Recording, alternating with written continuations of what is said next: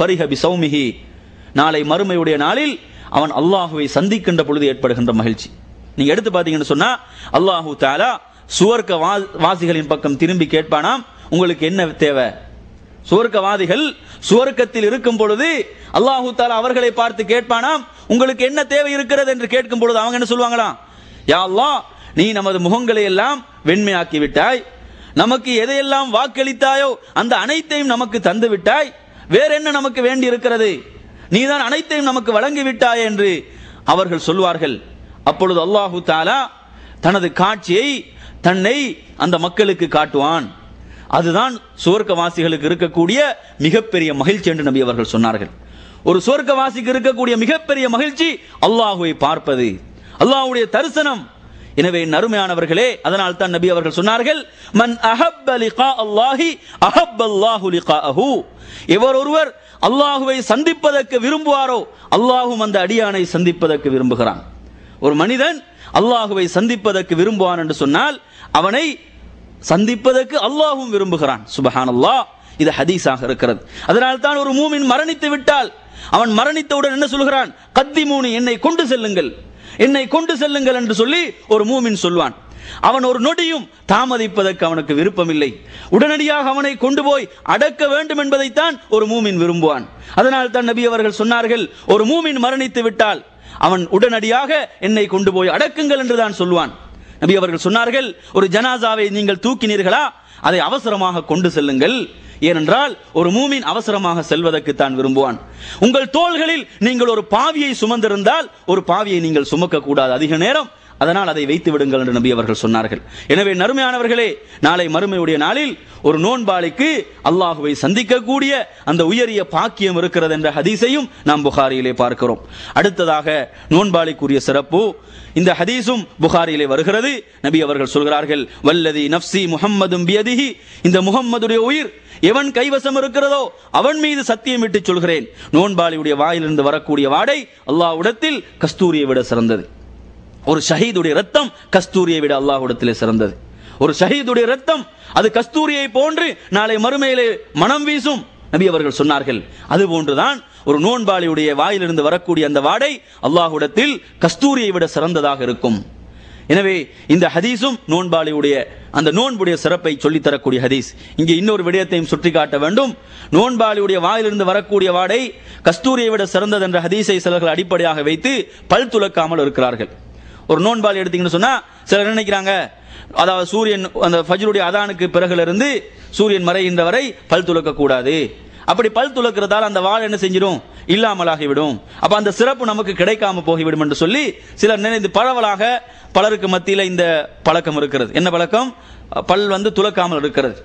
நீங்க எடுத்து பார்த்தீங்கன்னு சொன்னா புகாரில் ஒரு ஹதீஸ் வருது. புகாரில் ஆமிர் இப்னு ரபியா என்று சொல்லக்கூடிய அந்த நபித்தோழர் சொல்கிறார், ராய்துன் நபிய ஸல்லல்லாஹு அலைஹி வஸல்லம் யஸ்தாக் வஹுவ ஸாயிமுன் மாலா உஹுஸ்ஸி அவ் அவுது.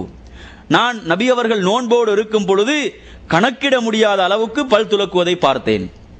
நபி அவர்கள் நோன்போடு இருக்கும் பொழுது கணக்கிட முடியாத அளவுக்கு நபி அவங்க பல் துலக்கி இருக்கிறார்கள் என்ற ஹதீஸ் புகாரியிலே வருகிறது. எனவே இங்கே நபி அவர்கள் குறிப்பிடுவது ஒரு மனிதர் சாப்பிடாமல் அதே போன்ற ஒன்றை பருகாமல் இருக்கும் பொழுது நீண்ட நேரம் இருக்கிறார். அப்ப அது உள்ளே இருந்து குடலிலிருந்து வரக்கூடிய ஒரு வாடையைத்தான் அது குறிப்பிடுகிறதே தவிர இந்த வாயிலிருந்து வரக்கூடிய வாடை அல்ல. அப்படி என்று நபி அவங்க நினைச்சிருந்தாங்க, நபி அவங்க பல் தீட்டு இருக்க மாட்டாங்க, நபி அவங்க பல் துலக்கி இருக்கிறார்கள்.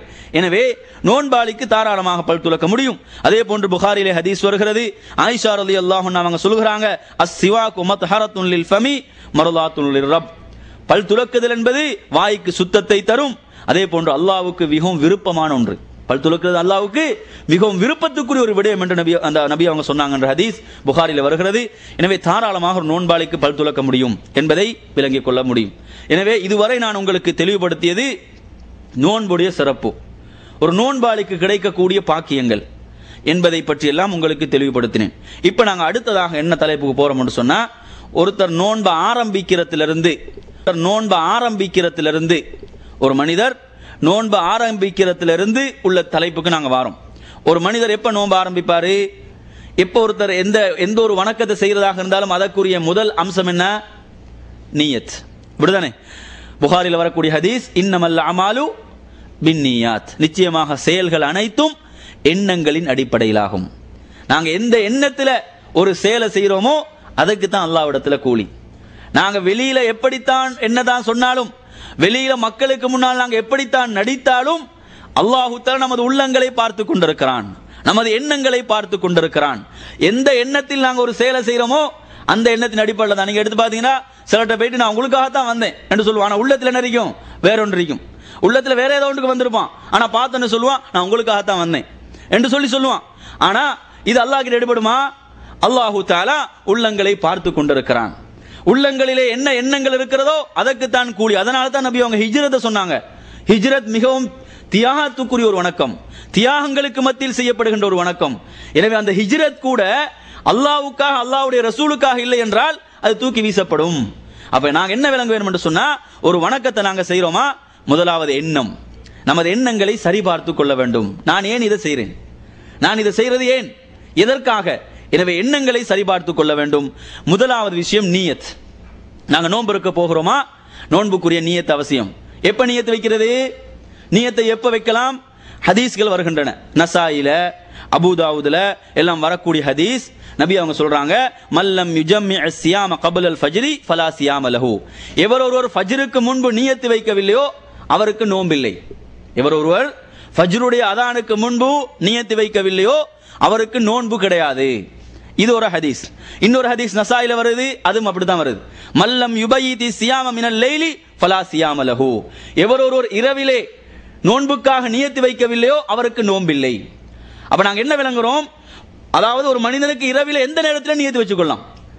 7 மணிக்கு வச்சுக்கொள்ளலாம், 8 மணிக்கும் வச்சுக்கொள்ளலாம், 9 மணிக்கும் வச்சுக்கொள்ளலாம், 10 மணிக்கும் வச்சுக்கொள்ளலாம். ஃபஜ்ருடைய அதானுக்கு முன்பு வரைக்கும் ஒருத்தருக்கு என்ன செய்ய முடியும்? நியத்தை வைத்துக் கொள்ள முடியும். எதற்காக? நோன்பிற்காக. அதாவது ஃபஜ்ருக்கு பிறகு ஒருத்தர் நியத்து வச்சாருன்னு சொன்னா அந்த நியத்து கூடாது, அந்த நோன்பு ஏற்றுக்கொள்ளப்பட மாட்டாது என்பதை இந்த ஹதீஸ் தெளிவாக நமக்கு விளங்கப்படுத்துகிறது, சொல்கிறது. எனவே அருமையானவர்களே, இந்த நியத்தை பொறுத்தவரையில் நமக்கு நாங்கள் விளங்கக்கூடிய ஒரு முக்கியமான விளங்க வேண்டிய ஒரு விஷயம் தான் நியத்துக்குரிய இடம் உள்ளம். நியத் என்றால் எண்ணம், எண்ணுதல். அப்ப நியத்துக்குரிய இடம் எது? உள்ளமாக இருந்து கொண்டிருக்கிறது.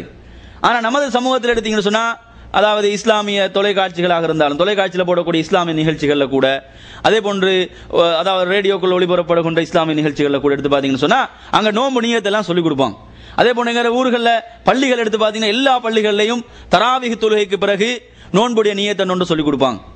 இது பரவலாக இப்படியான ஒரு நடைமுறையை பார்க்கிறோம். நவைத்து சோமகதீன் அன்னதாயி ஃபர்ல் ரமலானி ஹாதிஹி ஸனத்தில் இல்லாஹி தஆலா. இந்த வருடத்துடைய ரமலான் மாதத்துடைய ஃபர்லான நோன்பை அதாவாக அல்லாஹ்வுக்காக நாளை பிடிக்க நியத்து வைக்கிறேன். இப்படி சொல்லிக் கொடுக்குறாங்க. இப்ப எங்களை கூட பல சகோதரர் இப்படி நியத்து வைக்கலாம்.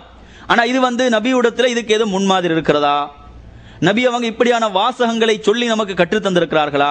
அல்லது சஹாபாக்களிடம் இதற்கு முன்மாதிரி இருக்கிறான்னு சொல்லி பார்த்தீங்கன்னு சொன்னா எந்த முன்மாதிரியும் இல்லை. நபி அவங்க நோன்புக்கு நியத்து வைக்க சொன்னாங்களா? நாம் மனதால நினைக்க வேண்டும். ஏன்னா நபி அவங்க இப்படி வார்த்தைகளை வாயால் மொழிந்ததாக எந்த ஒரு ஹதீஸும் இல்லை, எந்த ஒரு ஆதாரத்தையும் காட்ட முடியாது. நபி அவங்கள்ட்ட ஒரு முன்மாதிரி இல்லை என்று சொன்னா, நபி அவங்கள்ட்ட ஒரு செயலுக்கு ஆதாரம் இல்லை என்று சொன்னா அது அல்லாஹ்விடத்தில் ஏற்றுக்கொள்ளப்பட மாட்டாது. இந்த நியத்தை பொறுத்தவரையில ஒரு மனிதர் நோன்பு வைக்க விரும்புகிறாரா, ஃபர்லான நோன்பு வைக்க விரும்புகிறாரான்னு சொன்னா அவர் ரமலான் மாதத்துடைய ஃபர்லான நோன்பு அல்லாஹுக்காக வைப்பதாக, அல்லாஹுக்காக நோட்பதாக தனது மனதால் எண்ணிக்கொள்வார். அதான் நியத்து, அதுதான் அதற்குரிய நியத்திலே. நாம் தொழுகைக்காக இருந்தாலும் சரி, நோன்புக்காக இருந்தாலும் சரி, எந்த ஒரு வணக்கத்துக்காக இருந்தாலும் சரி, அதற்குரிய நியத்தை நாம் மனதால் தான் வைக்க வேண்டும். இந்த சட்டத்தை நீங்க விளங்கிக் கொள்ள வேண்டும். எனவே ஃபஜ்ருக்கு முன்பு ஒருவர் ஃபர்லான் நோன்புக்குரிய நியத்தை அவர் குறிப்பாக்கி கொள்ள வேண்டும், அவர் குறிப்பாக்கி கொள்ள வேண்டும் என்பது முதலாவது சட்டம். அடுத்ததாக இன்னொரு சட்டம் நீங்க விளங்க வேணும். உஃபரியான நோன்புகளை பொறுத்தவரையில்